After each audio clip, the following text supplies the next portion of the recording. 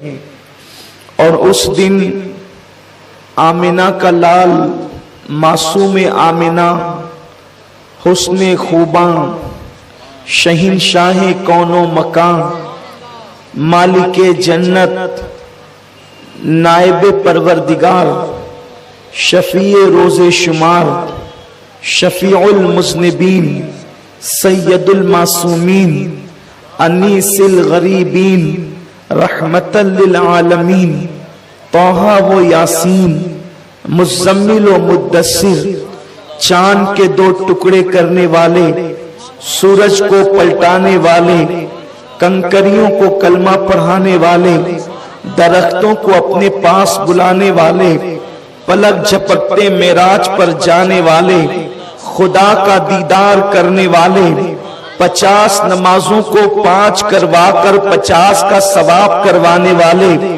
صاحب قرآن صاحب لواء الحمد صاحب معراج صاحب براق استاذ جبریل لاڈلے عبداللہ مصطفیٰ جان رحمت شمع بزم ہدایت شب اسرا کے دولہا نو شے بزم جنت امام الانبیاء سید الانس انس والجان یعنی جناب محمد رسول اللہ میرے اور آپ کے آقا و مولا حضور سید عالم صلی اللہ علیہ وسلم تشریف لائے 12 ربیع الاول کی مقدس ساعتوں میں، اس لیے یہ دن عیدوں کی عید ہے۔ میرے پیارے آقا صلی اللہ علیہ وسلم کے پیارے دیوانوں، جس دن سے آقا کریم صلی اللہ علیہ وسلم کی ولادت ہوئی ہے، اس دن سے لے کر آج تک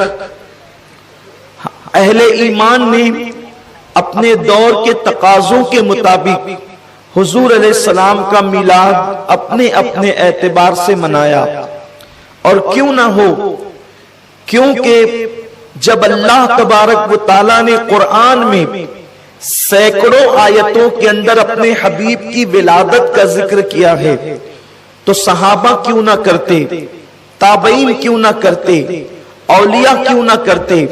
میرے آقا صلی اللہ علیہ وسلم کے دیوانوں، یہ ہمارے دلوں کا سرور ہے، یہ ہمارے ایمان کو جلا بخشنے کی چیز ہے، جس کو ہم آقا کی میلاد کہتے ہیں۔ میلاد آئی، یہ ہماری عیدوں کی عید ہے۔ اگر یہ عید نہ ہوتی تو نہ عید الفطر ہوتی، نہ عید الاضحیٰ ہوتی، کوئی عید نہ ہوتی۔ نثار تیری چہل پہل پر ہزاروں عید ربیع الاول، سوائے ابلیس کے جہاں میں سبھی تو خوشیاں منا رہے ہیں، دلوں کے گلشن مہک رہے ہیں۔ یہ کیف کیوں آج آ رہے ہیں؟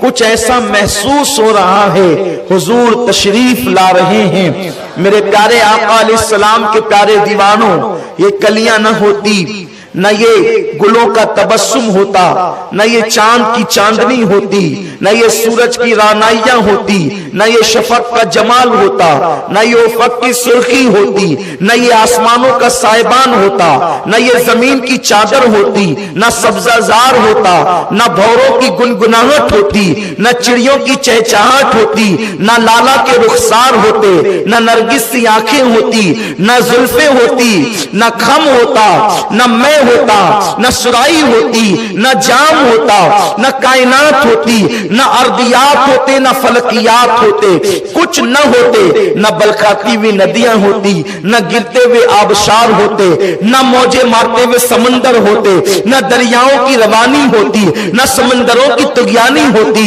نہ پتھروں کا وجود ہوتا، نہ غرور ہوتا، نہ درختوں کی سبزہ دار ہوتی، کچھ نہیں ہوتا کائنات میں، نہ ستاروں کی انجمن ہوتی، نہ خدا کی تسبیح و تحلیل ہوتی، نہ نمازوں کا جمال ہوتا، نہ رکوع کی برکتیں ہوتی، نہ سجود کی رانائیاں ہوتی، کچھ نہیں ہوتا کائنات میں اگر آمنہ کا لال نہ ہوتا۔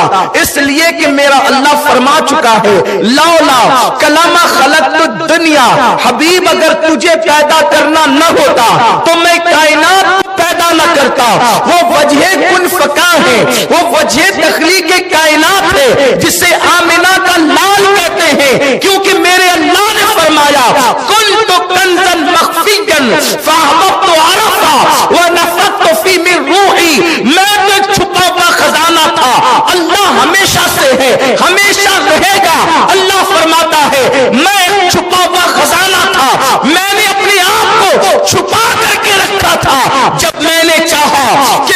पहचाना जाए तो मैंने इंसानियत की जान आमिना के लाल मोहम्मद रसूलुल्लाह को पैदा कर दिया। मेरे आका अलैहिस्सलाम के तारे दीवानों, जन्नत उनके तुफैल बनी, दोज़ख उनके तुफैल बनी, अर्श उनके तुफैल बना, फर्श उनके तुफैल बना, कुर्सी उनके तुफैल बनी, फरिश्ते उनके तुफैल बने, जिन्नात उनके तुफैल बने, इंस उनके तुफैल बने। न आराइश करता खुदा सारे जमाने में, न क्यों आराइश करता खुदा सारे जमाने में, तुम्हें दूल्हा बना के भेजना था इस जमाने में। मेरे प्यारे आका अलैहिस्सलाम के प्यारे दीवानों, आकाए करीम की आमद, हुजूर सज्जद आलम की आमद तख्लीक कायनात की वजह है, वो वजह तख्लीक कायनात है।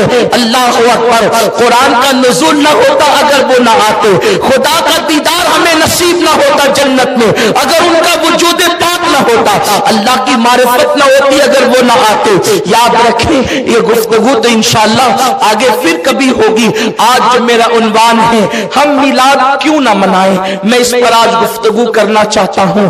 अपने बेगाने मिलाद से मोहब्बत करने वालों से भी और मिलाद की मुखालफत करने वालों से भी बस मैं थोड़ी देर उनके कानों की समाअत, उनके दिलों की तवज्जो, उनकी नजरों की जो है वो पाकीज़गी अपने चेहरे की तरफ चाहता हूं ताकि लोग सुने हम मिलाद क्यों न मनाएं। मेरे आका सल्लल्लाहु अलैहि वसल्लम के दीवानों, मिलाद कहते हैं आकाए करीम सल्लल्लाहु अलैहि वसल्लम की विलादत के जिक्र के करने को। हुजूर तशरीफ लाए तो क्या हुआ, आका की आमद हुई तो क्या हुआ, बस इसी का जिक्र करना ये मिलादुन नबी सल्लल्लाहु अलैहि वसल्लम है। अब उसके लिए कोई एहतमाम करे, कोई इंतजाम करे, कोई जो है वो सजावट करे, तो ये जित कदर एहतमाम बढ़ता जाएगा उसी कदर जो है वो सवाब भी बढ़ता जाएगा।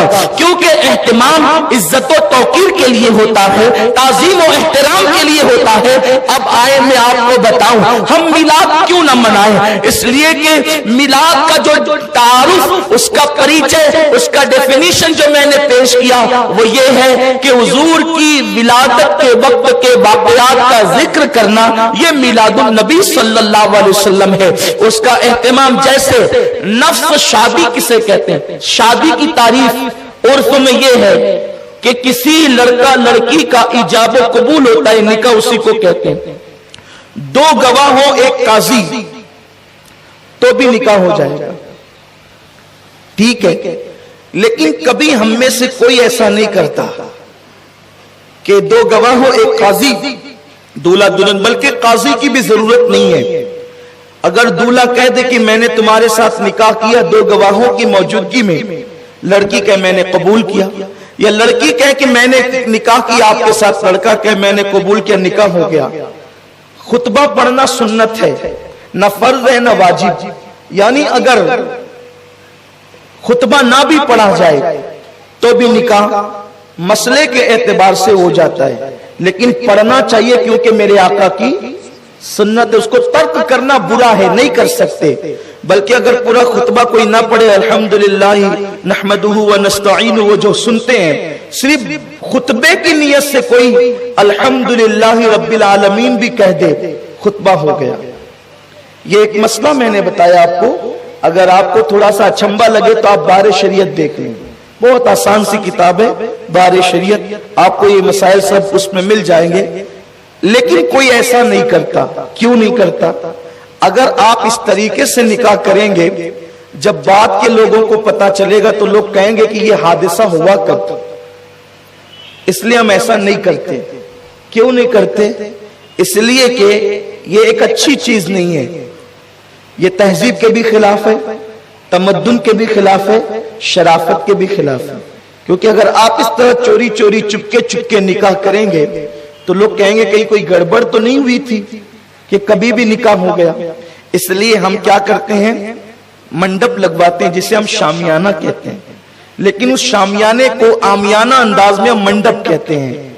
तो मंडप लगाते हैं, स्टेज होता है, देगे पकती है, रुक्के बैठते हैं, लोग मधु होते हैं, अमीर गरीब छोटे बड़े सब आते हैं, कहीं दर्जनों में, कहीं सैकड़ों में, कहीं हजारों में, और निकाह होता है। यही तो होता है। मंडप का शादी से कोई ताल्लुक नहीं है, لیکن منڈپ اس لیے لگتا ہے کہ مہمان آئیں گے تو دھوپ میں تو نہیں بٹھائیں گے. اگر دھوپ میں بٹھائیں گے تو لوگ کہیں گے کہ یہ آدمی جو ہے یہ لوگوں کی عزت کرنے سے ناواقف ہے, اسے پتہ نہیں ہے کہ تعظیم کسے کہتے ہیں. لوگ آئیں گے تو چٹائی پر بھی بیٹھ سکتے ہیں لیکن ہم کرسیاں لگاتے ہیں. آ کر ہم لوگ پانی پی کے بھی چلے جاتے ہیں لیکن ہم شربت پلاتے ہیں. شربت بھی صرف شکر اور پانی سے مل کے شربت بن جاتا ہے لیکن ہم اس میں دودھ ڈالتے ہیں, اس میں خوشبو ڈالتے ہیں, سینٹ ڈالتے ہیں وغیرہ وغیرہ. میں کوئی آپ کو شربت بنانے کی ترکیب بتانے نہیں بیٹھا, صرف ایک ہلکی سی تمہید چاہتا ہوں کہ آپ کی توجہ میری طرف ہو جائے. یہ سب اس لیے ہوتا ہے, حالانکہ نکاح سے اس کا کوئی تعلق نہیں ہے, نہ شربت کا, نہ منڈپ کا, نہ دیگ کا, نہ کھانے کا, نہ کرسی کا, کوئی تعلق نہیں ہے. اگر اس سے ہٹ کر بھی آپ کریں تو بھی نکاح ہو جائے, ٹاٹ پٹی پہ بیٹھے تو بھی ہو جائے, شربت نہ ہو تو بھی ہو جائے, منڈپ نہ ہو تو بھی ہو جائے. لیکن آپ آنے والے مہمان کی عزت کی خاطر اچھے سے اچھا انتظام کرتے ہیں تاکہ آنے والے کو پتا چلے کہ جس کے گھر کی شادی میں جا رہے ہیں وہ کوئی فٹیچر یا جاہل نہیں ہے, مہمانوں کی قدر جانتا ہے, مہمانوں کا احترام جانتا ہے, مہمانوں کی تکریم جانتا ہے. اور حضور علیہ السلام کا فرمان ہے جو اللہ اور یوم آخرت پہ ایمان رکھتا ہو وہ مہمان کی تکریم اور تعظیم کرے. خدا کی قسم یہ نہ فرض ہے نہ واجب, اللہ اکبر, لیکن تکریم مہمان کا حکم ہے اس لیے سب کچھ کرتے ہیں. میلاد بس اتنی ہے, میلاد بس اتنی ہے کہ حضور کی آمد کا ذکر کیا جائے, لیکن چونکہ آنے والا اس قدر شان و شوکت والا ہے, خدا کا حبیب ہے کہ ہمارا دل نہیں بھرتا کہ زمین پہ بیٹھ کر وہ واقعات بیان کرے. اس لیے ہم لائٹنگیں بھی لگاتے ہیں, کمکمے بھی لگاتے ہیں, اسٹیج بھی سجاتے ہیں, جھنڈے بھی لگاتے ہیں, دھوم دھام کرتے ہیں تاکہ پتہ چل جائے آنے والا معمولی نہیں, وہ اللہ کا نائب مطلق آ رہا ہے.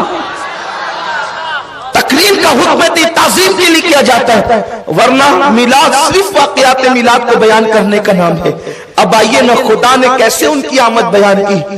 میرا اللہ فرماتا ہے لقد جاءکم رسول, تحقیق تمہارے پاس آ گیا عزت والا رسول. اس رسول کی شان کیا ہے؟ عزیز عنتم حریص, تمہارا مشقت میں پڑنا اس رسول پر بڑا بھاری پڑتا ہے. وہ تم سے اتنی محبت کرتا ہے کہ اگر تمہیں کانٹا بھی چبھے تو وہ بے چین ہوتا ہے. تمہارے گھر کے چراغ کی بتی بھی گل ہو جائے تو اس کو بے قراری ہوتی ہے. وہ تم پر بڑا مہربان ہے. اللہ کے انعامات جب تم پر وہ دیکھتا ہے تو اس میں وہ حریص ہے, حل من مزید کہتا ہے, مزید کی طلب کرتا ہے. وہ اتنا تم پر مہربان ہے, ایسا تم پر مہربان ہے کہ تمہارا مشقت میں پڑنا اس کو بڑا گرا گزرتا ہے, تمہاری تکلیفیں اس کو بڑی گرا گزرتی ہے, اور وہ اللہ کی بارگاہ میں تمہاری بھلائی کے لیے حریص ہے. علیکم بالمؤمنین رؤوف الرحیم, اور وہ مومنوں کے لیے مہربان مہربان ہے. مہربان مہربان, قرآن نے رؤوف بھی کہا اور رحیم بھی کہا. یاد رکھیں ماں باپ کے لیے خدا نے رحیم کہا لیکن رؤوف نہیں کہا. اور بھی جگہ پر کہیں کسی کو رؤوف کہا تو رحیم نہیں, لیکن یہاں رؤوف بھی کہا اور رحیم بھی کہا. یعنی یہ تم پر مہربان مہربان ہے. یہ کتنا مہربان ہے, ایک ماں اپنے بچے پر جتنی مہربان ہوتی ہے اس سے زیادہ یہ تم پر مہربان ہے. ایک باپ